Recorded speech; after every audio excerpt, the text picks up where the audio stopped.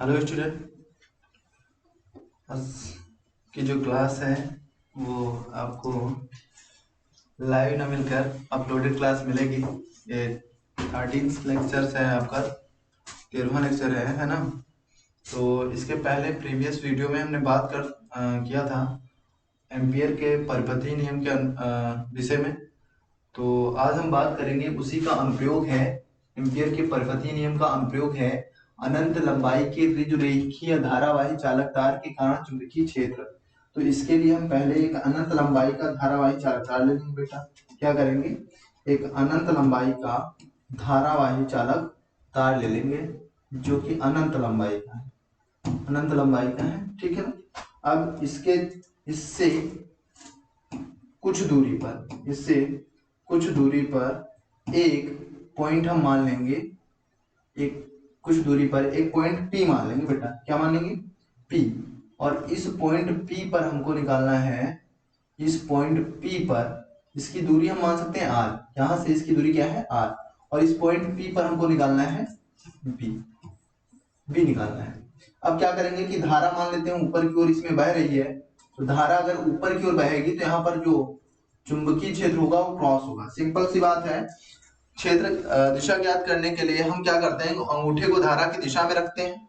हमने अंगूठे को धारा की दिशा में रख दिया और फिर जिस पॉइंट पे हमको निकालना होता है चुंबकीय क्षेत्र, उसकी ओर हम अपनी उंगलियों को तान देते हैं। तो उंगलियों को हमने तान दिया और फिर जो हथेली है, हथेली के लंबवत, तो हथेली के लंबवत ऐसे, तो अंदर की ओर अगर होगा तो बेटा क्रॉस लगेगा, अगर बाहर की ओर चुंबकीय क्षेत्र होगा तो डॉट लगेगा, ठीक है। अब यहाँ पे क्या है कि यहाँ पर एक एम्पियर लूप की परिकल्पना कर लेंगे, बंद एम्पियर लूप मान लेंगे। और बंद एम्पियर लूप मानेंगे तो चलिए बंद एम्पियर लूप मान लेते हैं। ये हो जाएगा बंद एम्पियर लूप कुछ इस प्रकार से, ये बंद एम्पियर लूप है। अब इस बंद एम्पियर लूप में थोड़ा सा इसको हम ब्लैक कर देते हैं ताकि ये बंद एम्पियर लूप हो गया। अब क्या है ना बेटा कि इसकी अल्पांश लंबाई dl ले लें। क्या ले लें? अल्पांश लंबाई dl, इसकी अल्पांश लंबाई dl ले लें, ठीक है। अब यहां पर जब अल्पांश लंबाई हमने dl ले ली तो अब लगाएंगे हम किसका? एम्पियर नियम, एम्पियर का नियम, एम्पियर का नियम। तो एम्पियर के नियम के बारे में बात करेंगे तो एम्पियर का नियम कहता है समाकलन B वेक्टर डॉट dl बराबर म्यू नॉट I। अब धारा तो इसमें आई जा रही है बेटा, हम आई लिख लेंगे। अब देखो अगर हम इसको वेक्टर्स को हटाएं तो यहाँ पे लिख सकते हैं समाकलन B dl cos थीटा बराबर म्यू नॉट I, है ना, म्यू नॉट I। जहां थीटा बराबर बेटा cos थीटा बराबर हम 0 लेंगे। अब 0 सोच रहे हैं कैसे? देखो यहाँ पे जो dl है, dl की लंबाई dl कुछ इस प्रकार से है ना, इस प्रकार से dl, अगर ये ऐसे नहीं है, ये एक ऐसे राउंड शेप में, तो dl आपकी ऐसे हो गई। और हमें चाहिए b, तो यहाँ से जो चुंबकीय क्षेत्र होगा वो भी तो बेटा अंदर की ओर है और dl भी अंदर की ओर है। तो यहाँ पे चुंबकीय क्षेत्र अंदर की ओर और dl भी, इसलिए यहाँ पे थीटा बराबर क्या हो जाएगा? 0। और थीटा बराबर 0 होगा भाई, तो यहाँ पे जो cos की वैल्यू है ये cos थीटा, तो cos की जगह हम रखेंगे cos 0। क्या रखेंगे? cos 0। और cos 0 की वैल्यू होती है 1। तो यहाँ पे जो फाइनल मिलेगा वो हमको प्राप्त होगा, क्या प्राप्त होगा? यहाँ पर प्राप्त होगा B dl, और cos 0 की वैल्यू 1 होती है तो 1 हो जाएगी, काम खत्म इसका हो जाएगा भाई। अब cos थीटा गायब हो जाएगा, बचेगा म्यू नॉट I। अब देखो B का समाकलन नहीं होगा, समाकलन होगा dl का। अब बेटा dl का जब समाकलन करेंगे, dl का हम कर देंगे भाई समाकलन, और जब dl का हम समाकलन करेंगे ना तो dl का समाकलन आएगा L। क्या हो जाएगा बेटा? L। तो B डॉ इंटू L बराबर म्यू नॉट I। क्या हो जाएगा? Mu naught I। अब यहाँ पे देखो ये बहुत सारे dl मिलकर, ये dl फिर dl फिर dl ये सारे dl मिलकर ये परिधि बना लेते हैं। तो हम जहां पे L है वहां पे इसकी परिधि रख सकते हैं, और परिधि होती है बेटा 2 पाई आर। क्या होती है? 2 पाई आर। तो यहां पे रखेंगे b बराबर b इंटू 2 पाई आर बराबर म्यू नॉट आई। अब देखिए इसको इधर भेज दीजिए, b बराबर, इसको जब बेटा इधर भेजेंगे तो हो जाएगा म्यू नॉट अपान 2 पाई, और ये r भी तो आ जाएगा नीचे, तो i अपान r। तो फाइनल जो फार्मूला बन के आया वो आया b बराबर mu naught upon 2 pi i upon r। तो ये हो गया आपका फाइनल फार्मूला। चलिए यहां से आपका ये फाइनल फार्मूला हो गया। ये आपका फाइनल फार्मूला हो गया। ठीक है, कोई समस्या? चलिए तो अब हम बात करेंगे बेटा, जो नेक्स्ट आपका रहेगा वो लंबी प्रणालिका के भीतर चुंबकीय क्षेत्र। चलिए लंबी प्रणालिका के भीतर चुंबकीय क्षेत्र के बारे में चलिए यहां पे हम बात करेंगे। दूसरा है अनुप्रयोग पढ़ रहे हैं, तो दूसरा जो अनुप्रयोग है वो है किसी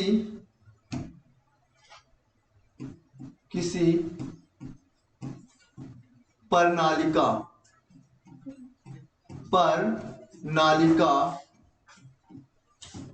किसी प्रणालिका के भीतर,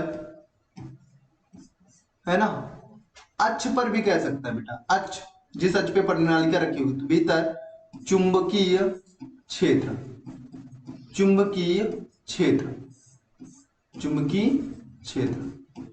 अब सबसे पहले प्रणालिका होती क्या है इसके बारे में बात करेंगे। तो प्रणालिका क्या है ना बेटा, कि प्रणालिका आप ऐसे समझिए कि यहां पर हम प्रणालिका इधर बना रहे हैं थोड़ा सा, है ना, लगे प्रणालिका है भाई, क्या है? प्रणालिका। चलो तो ये हो गई एक प्रणालिका, अभी कंप्लीट नहीं हुई है, प्रणालिका को कंप्लीट होने में टाइम लगेगा। चल तो ये एक, चलो भाई ये हो गई इधर, और इधर भी इसको बंद कर दो, ये एक बेलन हो गया। अब इस बेलन के ऊपर हम क्या करेंगे, तारों को लपेटेंगे, है ना। चलो भाई तारों को हम लपेट लेंगे, तो कैसे तारों को लपेट लेंगे, चलो कैसे, देखो यहां पर कुछ इस प्रकार से लपेट कर हम प्रणालिका बना लेंगे, कुछ इस प्रकार से लपेटकर तारों की एक प्रणालिका बना लेंगे भाई, है ना। तो ये प्रणालिका हो गई। तो यहां पर ये हो गई प्रणालिका, ये क्या हो जाएगी बेटा, ये हो जाएगी प्रणालिका कुछ इस आकार की, मतलब बेलन के ऊपर तारों को, बहुत से तारों को लपेटकर बना दी जाती है, प्रणालिका होती है। ठीक है ना। अब क्या है कि मान लेते हैं बेटा कि यहां से ये धारा प्रवेश हुई, तो अगर धारा यहां से प्रवेश हुई तो यहां से धारा बाहर की ओर आएगी, तो प्रवेश पीछे से जाएगी और धारा यहां से, देखिए अंदर से गई बाहर यहां आई, कुछ इस प्रकार से धारा, इसमें धारा का प्रवाह होगा, ऐसे धारा प्रवाहित होगी। क्लियर बात है भाई, क्लियर बात है, क्लियर बात है, ये सब बातें आपको पता होनी चाहिए। तो अब क्या है कि इसी का एक रूप हम बना लेंगे, यहां देखते हैं कैसे, थोड़ा सा समझना है, या इसी के नीचे हम बना लेंगे। चलो तो इसी प्रणालिका को हम यहां पर बना रहे हैं, लेकिन इसमें थोड़ा सा चेंजिंग करेंगे, यहां पर थोड़ा सा चेंजिंग कर देंगे इसमें। तो चलिए ये हो गई, और ये आपकी ऐसे, ठीक है ना। तो यहां पर थोड़ा सा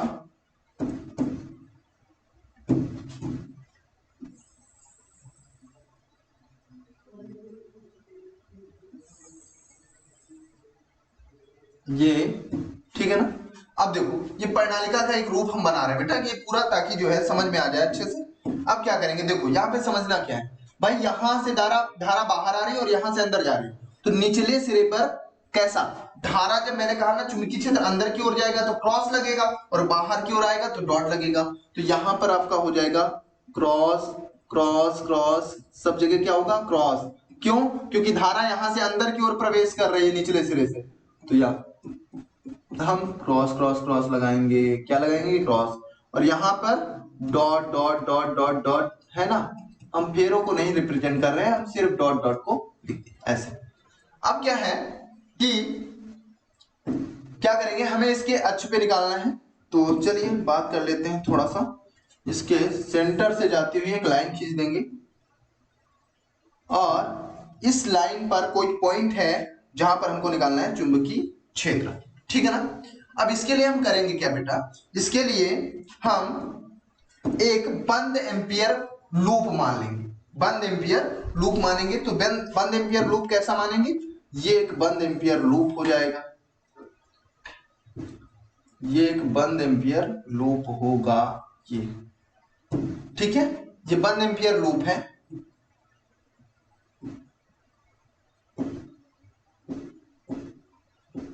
चलो फिर से जरा देख लेते हैं, इसका कलर हम दूसरा कर लेते हैं। ये बंद एम्पियर लूप है, ये आप ठीक है, बंद एम्पियर लूप है, और इस लूप का हम नाम रख देंगे, है कैसा बेटा आयताकार। तो यहाँ पे ए, ये हो जाएगा बी, और ये हो जाएगा सी, और ये हो जाएगा डी। ये क्लियर बात है, इतना समझ में आ गया। अब हम बात क्या करेंगे, हमें इस बंद एम्पियर लूप के बारे में जो कुछ भी पढ़ना है पढ़ना है। तो हम क्या मानेंगे कि माना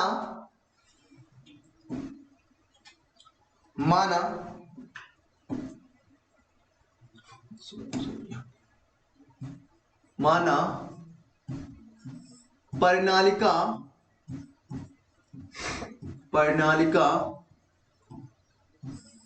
की लंबाई L तथा एकांक लंबाई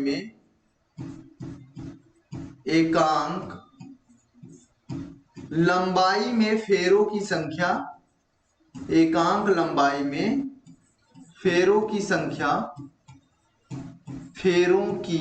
संख्या बेटा स्मॉल n है। क्या है, स्मॉल n है। क्लियर बात, एकांक लंबाई में फेरों की संख्या स्मॉल n होती है। अगर हम पूरी प्रणालिका में बात करेंगे तो कैपिटल N में मान सकते हैं, ठीक है।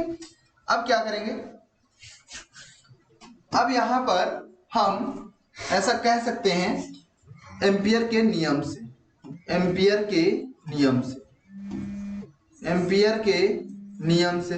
अब एम्पियर का नियम क्या कहता है, एम्पियर का नियम क्या कहता है भाई, समझिए। एम्पियर का नियम क्या कहता है, समझेंगे कि यहां पर एम्पियर के नियम से बात करेंगे। तो एम्पियर का नियम क्या है, एम्पियर का नियम है बी समाकलन का साइन लगा देंगे dl और बराबर हो जाएगा म्यू नॉट सिग्मा आई। अब समझना क्या है बेटा, समझना ये है कि जो BDL है ये बंद लूप का होता है, वो आयताकार लूप है तो क्या हुआ, आयताकार लूप है तो क्या हुआ, लेकिन है ये बंद लूप का BDL।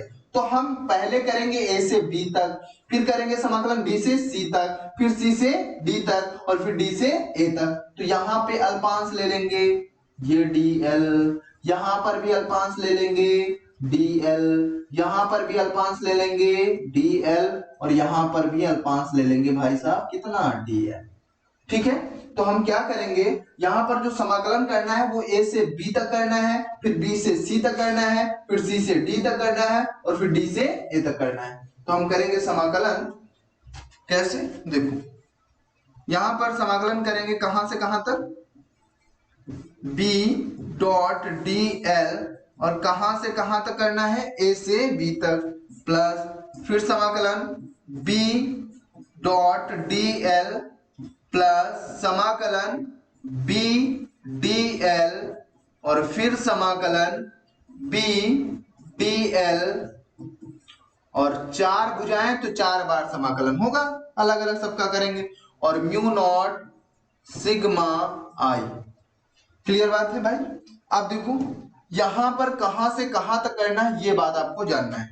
तो ए से बी तक, बी है बेटा कैपिटल लिखिए तो कैपिटल लिख लीजिए, ए से बी तक, फिर बी से सी तक, फिर सी से डी तक और फिर डी से ए तक, ये हो जाएगा समाकलन। अब यहां पर थोड़ा सा एंगल के बारे में ध्यान रखिए। देखिए यहां पे अगर आपको याद करना हो, सिंपल सी बात है कि चुंबकीय क्षेत्र, ये चुंबकीय क्षेत्र है और ये डीएल है। तो भाई डीएल तो हमको समझ में आ रहा है, ये डीएल है ना, ये यहाँ पे ऐसा डीएल है, यहाँ पे ये, यहाँ पे ये, है ना। लेकिन अगर हम चुंबकीय क्षेत्र के बारे में बात करें तो चुंबकीय क्षेत्र की दिशा कैसे निकालेंगे? तो हम क्या करेंगे, अपनी उंगलियों को हम धारा की दिशा में चलाएंगे और जो अंगूठा होगा वो बताएगा चुंबकीय क्षेत्र की दिशा। तो भाई यहां से देखो नीचे की ओर जा रही है ना धारा, यहां से यानी अंदर से प्रवेश करके ऐसे बाहर की ओर ऐसे निकल रही है, अंदर से प्रवेश करके प्रणालिका के पीछे से ऐसे आ रही, तो अंगूठा ये है ना, तो ये हो जाएगा चुंबकीय क्षेत्र की दिशा। क्या हो जाएगी? चुंबकीय क्षेत्र की दिशा।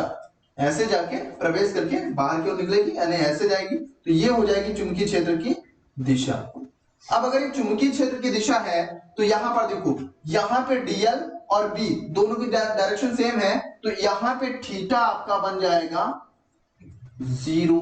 क्यों? क्योंकि दोनों की दिशाएं सेम है। अब देखो बी आपका इस डायरेक्शन में है और डीएल आपका नीचे है, तो यहां पर एंगल बेटा कितना बन रहा है 90, तो थीटा बराबर हो जाएगा 90। ठीक है। अब बात करेंगे डीसी की। डीसी बेटा बहुत दूर है, यहां से कोई मतलब ही नहीं रहेगा। क्यों? क्योंकि चुंबकीय जो क्षेत्र है, जो चुंबकीय क्षेत्र है वो सिर्फ यहां से इतने पार्ट से इतने पार्ट के बीच में, तो ये बहुत बाहर है, तो इसका कोई मतलब नहीं। तो यहाँ पर ये तो आपका 0 हो ही जाएगा, तो इसका वैल्यू हो जाएगा 0। अब देखो यहाँ पर है बीडीएल, यहां पर भी देखिए ये इतना भाग तो 0 है क्योंकि बाहर है, लेकिन यहां पर बात करेंगे तो डीएल आपका ऐसे है और चुंबकीय क्षेत्र आपका ऐसे, यहां भी थीटा हो जाएगा 90, थीटा हो जाएगा 90। क्लियर बात है? यहां तक समझ में आ गया होगा। चलिए थोड़ा सा इसको हम छोटा कर लें।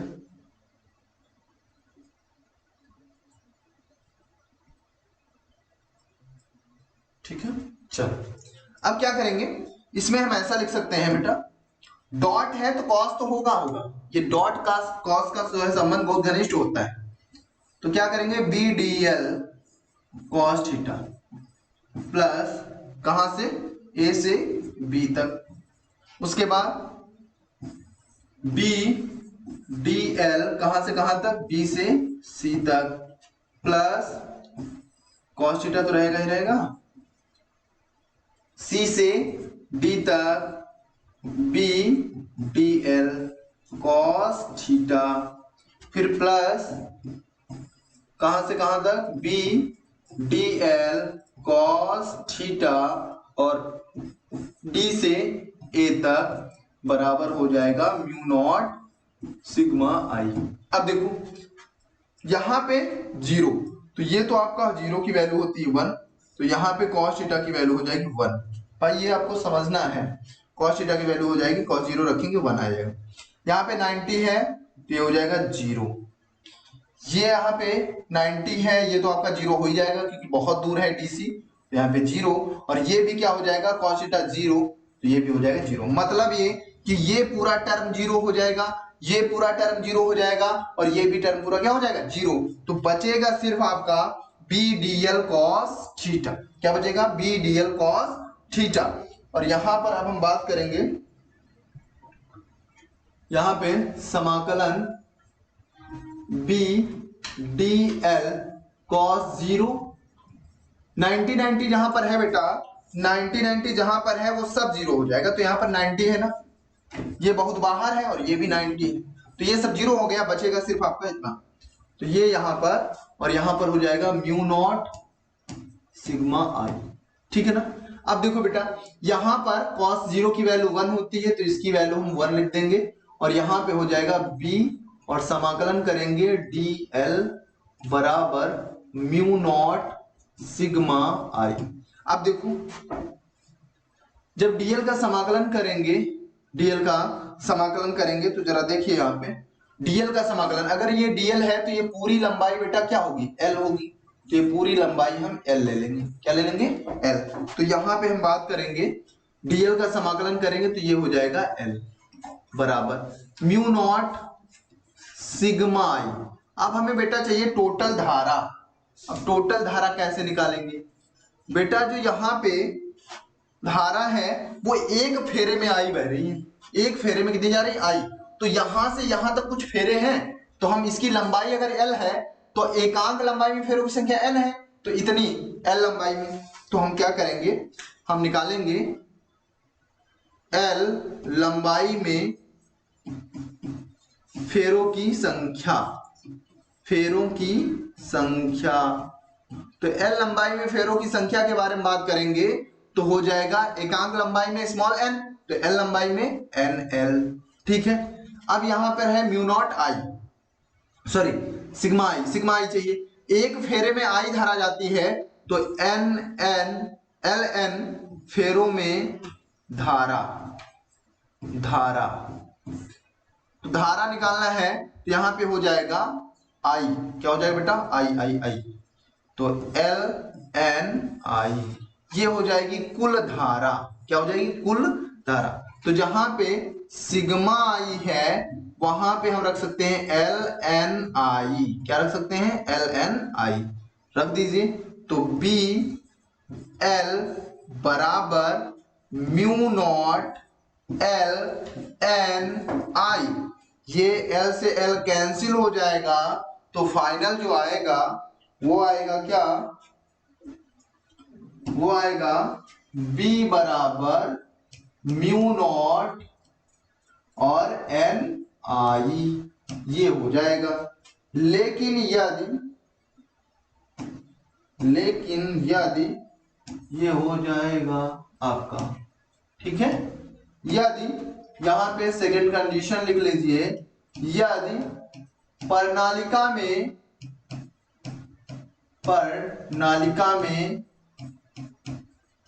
फेरों की संख्या n हो बेटा, फेरों की संख्या n हो, यदि प्रणालिका में फेरों की संख्या n हो तो हम क्या लिखेंगे,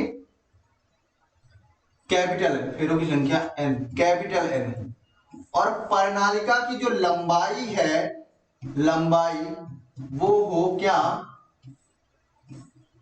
स्मॉल l। तो स्मॉल n बराबर होगा कैपिटल N अपान l, तो यहां पे b का जो फार्मूला निकलेगा म्यू नॉट और n की जगह हम लिख सकते हैं capital N upon l i। तो ये हो जाएगा आपका फाइनल डेरिवेशन, ये हो गया। ठीक है, इसको आप अच्छे से कंप्लीट कर लीजिए। ठीक है, क्लियर बात है ना। अब हम बात करेंगे टोराइड, इसका जो अगला अनुप्रयोग है वो है टोराइड। टोराइड, चलिए बात कर लेते हैं टोराइड के बारे में। तो टोराइड क्या है बेटा, ये प्रणालिका, जो प्रणालिका है जरा देखिए यहां पे, ये अगर इस प्रणालिका के दोनों सिरों को ऐसे जोड़ दिया जाए तो एक वृत्ताकार एक मिल जाएगा ना, वृत्ताकार आकृति मिल जाएगी, और उस आकृति को हम कहते हैं टोराइड। यानी प्रणालिका के दोनों सिरों को हम आपस में अगर जोड़ दें, क्या करें, जोड़ दें, चलिए जोड़ते हैं प्रणालिका के दोनों सिरे। तो प्रणालिका के दोनों सिरे अगर हम जोड़ दें, ये एक हो गया वृत्त और दूसरा थोड़ा सा ये एक हो जाएगा कुछ इस प्रकार से, ये। तो अब यहां पर दोनों सिरों को ऐसे जोड़े तो वृत्ताकार आकृति बन गई, अब ये हो जाएगा टोराइड। और इसके ऊपर क्या करते हैं, हम बहुत से तारों को लपेट देते हैं कुछ इस प्रकार से।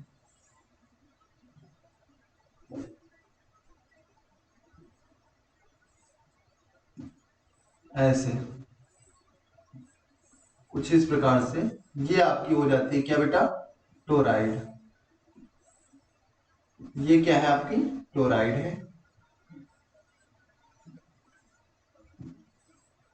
ये आपकी टोराइड है, प्यारी सी टोराइड बन रही है ना।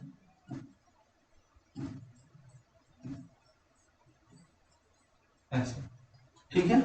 अब ये टोराइड का एक यहां से निकला, ये प्लस और यहाँ पे माइनस, ठीक, कोई दिक्कत नहीं। ये टोराइड है। अब क्या है कि यहाँ पर जब टोराइड के बारे में बात करता है तो टोराइड में पूछता है टोराइड के भीतर, टोराइड के बाहर और टोराइड पर। तो यहां पर आपको तीन जगह आपको निकालना होता है चुंबकीय क्षेत्र। सबसे पहले ये टोराइड है, टोराइड कहां कहां निकालना होता है चुंबकीय क्षेत्र, इसके बारे में बात करेंगे। तो सर्वप्रथम हम टोराइड पर ज्ञात करेंगे। तो चलिए, बहुत बेहतरीन क्वेश्चन है, न्यूमेरिकल अक्सर पूछता है टोराइड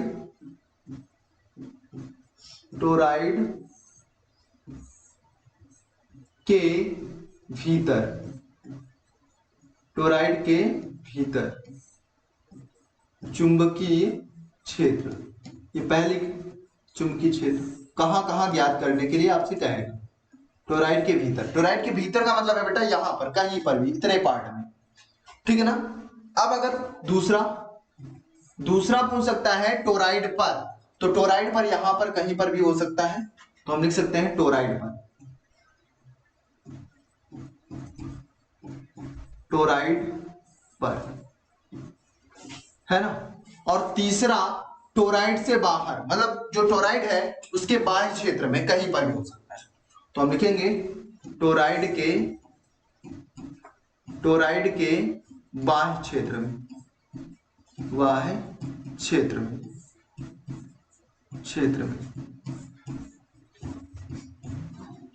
ठीक है, टोराइड के बाह्य क्षेत्र में। ये तीन जगह ज्ञात करने के लिए कहता है, ठीक है। तो अब यहां पर हम करेंगे क्या, यहां पर क्या करेंगे, सर्वप्रथम, ठीक है,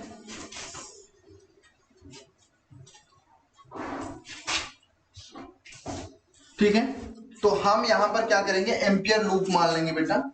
अब एम्पियर लूप कितने मानेंगे, हम एम्पियर लूप मानेंगे 3, जहां जहां पर आपको याद करना है। एम्पियर लूप मान लेंगे, तो कहां पर मान लेते हैं, यहां पर एक पॉइंट है, तो यहां पर आपको ज्ञात करना है,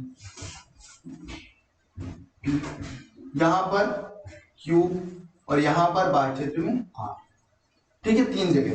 तो तीनों जगह हम एम्पियर, ये ऐसे,